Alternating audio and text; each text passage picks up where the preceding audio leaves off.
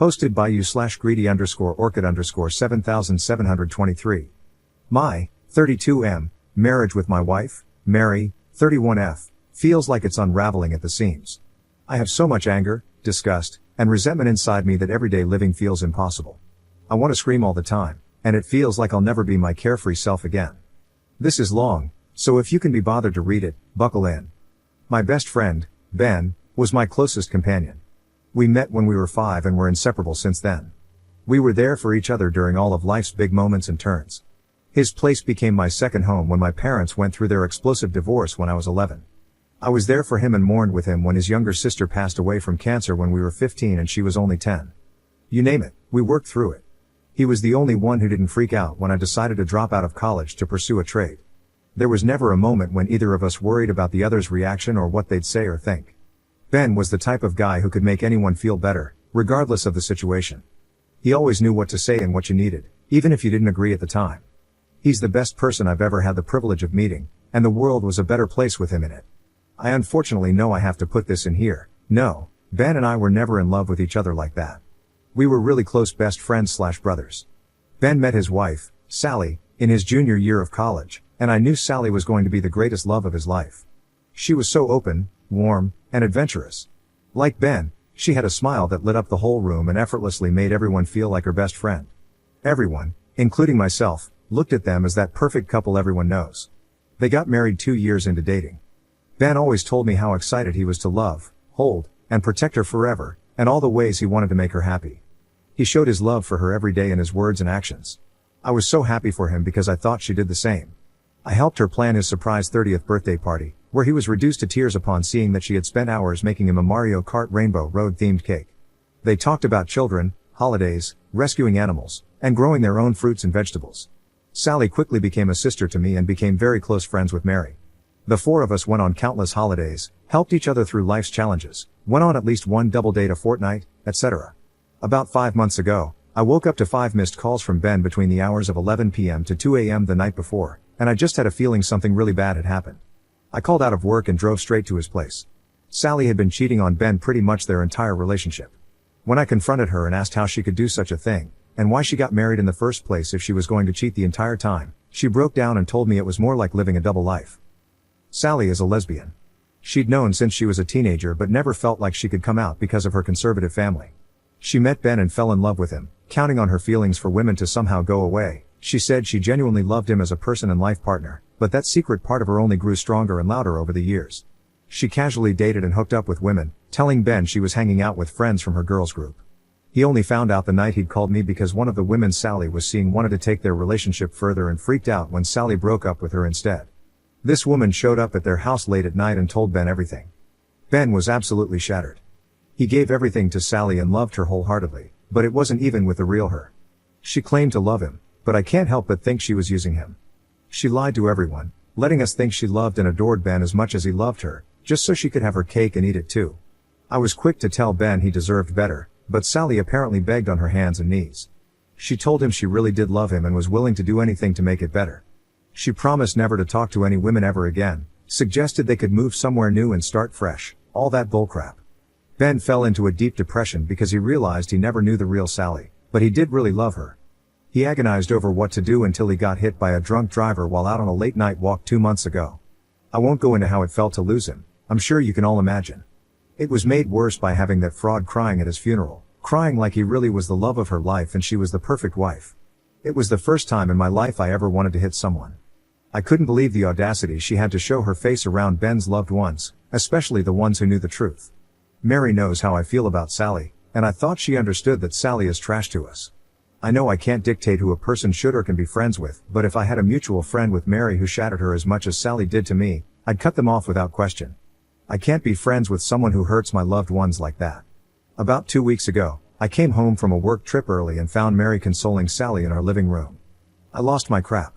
I asked them if they were having an affair and screamed to the point of crying. I asked Mary how she could have Sally in the living room where we have a photo of Ben hanging on the wall. Sally tried to apologize to me, and when I looked at her crying face, it was like a switch flipped in me. I immediately stopped crying and yelling, and I just looked at her and said, "The biggest injustice here is that you're here while Ben isn't. If the world were fair, I'd be able to press a button to swap your places, and I'd do that in a heartbeat. You might be able to trick my wife into feeling sorry for you, but you can't fool me. I see what you really are, and you're trash. You tricked Ben into falling in love with you so you could play pretend. I can't even fathom or quantify your selfishness. If I woke up tomorrow and I was you, I'd never get out of bed ever again. Mary says I was cruel, and I guess I was, but it was my truth. Apparently, Sally hasn't left her house since that confrontation. It's to the point where she's lost her job because of not going into the office. The thing is, I don't feel bad about it. I think it's the least she could do, and I hope she continues to not exist in my world. Mary knows I feel this way, but she still goes to Sally's place to bring her meals and help clean up the place. It honestly disgusts me. We've had many explosive arguments about it, and for the first time in our marriage, I feel like we might not recover from this. We both feel like we've seen a new side to each other, and we don't know if we'll be able to move past it. I write this here because we've kept this situation to ourselves. Other people in our lives know something is up, but have been too afraid to ask. I guess I want other people's opinions on my thoughts and feelings on this matter, even if everyone thinks I'm wrong. Update 1. Thank you to everyone who commented on my previous post. It's been such a messed up situation, and my feelings have been all over the place, so it really lifted a weight off my shoulders to see that people could understand why I felt and acted the way I did. A further thank you to people who reached out to me and shared their experiences losing a best friend. I'm sorry you guys lost your best friends too. It's like a sledgehammer to the chest that won't dislodge itself. On to the update. It's only been a week, but it has felt like forever. Mary couldn't handle the fights and disagreements anymore and packed her bags the day after my post. I knew this was probably for the best and didn't have it in me to argue or fight for her to stay. I just asked, "Are you going to Sally?" To which she just sighed and shook her head at me before leaving. Her eyes had nothing but exhaustion and disdain inside, and to be fair, I'm sure mine were the same.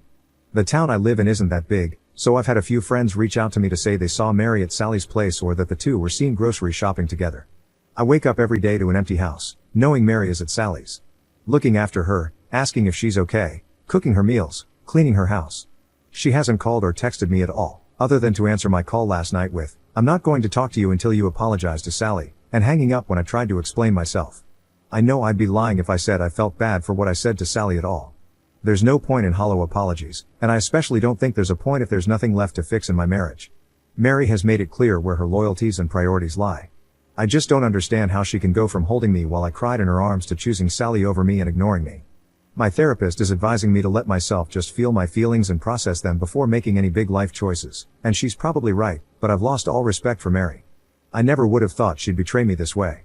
I lay awake last night when I suddenly had the thought, what if Mary came back on her hands and knees, begging and apologizing? What if she gave me the best apology she could possibly give me for this situation? What would it change? It breaks my heart, but deep down, I feel like it wouldn't change anything. There are some things that can't be forgiven. There were a few comments and DMs asking if Mary and Sally could be having an affair, or if Mary knew about Sally before everything exploded. These questions did keep me up when all of this started going down, but now I can't bring myself to care. My life doesn't make sense anymore, so another clusterflop detail wouldn't really change much in the grand scheme of things. I've drafted a text that could be the last one I send to Mary, and it goes as follows. Mary, your priorities and loyalties in this situation have been made very clear to me. I don't know if you want to try to save our marriage and the life we've built together, but at this point, I don't think there's anything left of it to save. You abandoned me during what I can only hope is the worst time of my life. You've invalidated my grief and anger for what? The woman who's been lying to and betraying us for years? The woman who used and strung Ben along for years? I don't recognize you right now. It's like I went to bed in a world that made sense one night and woke up in a nightmare. I think the only way forward here is for us to get lawyers and communicate through lawyers. I will not be leaving my house. If you want to collect your things, please do so. I can't believe this is happening. I never thought this would be what we've become, but choices have been made. I've been reading and redrafting this message over and over again for hours. Sometimes, it breaks my heart, and other times, it's like I'm an outsider watching myself in a bad movie. The worst thing is, I don't even know if Mary will care about it. I guess I'll let you guys know if I send it. I know this can't go on forever. Edit. Thank you to everyone for their input. I've deleted the text and I'm looking at lawyers in my area. I'm gathering all of my important documents and screenshotting all of my attempts at communication.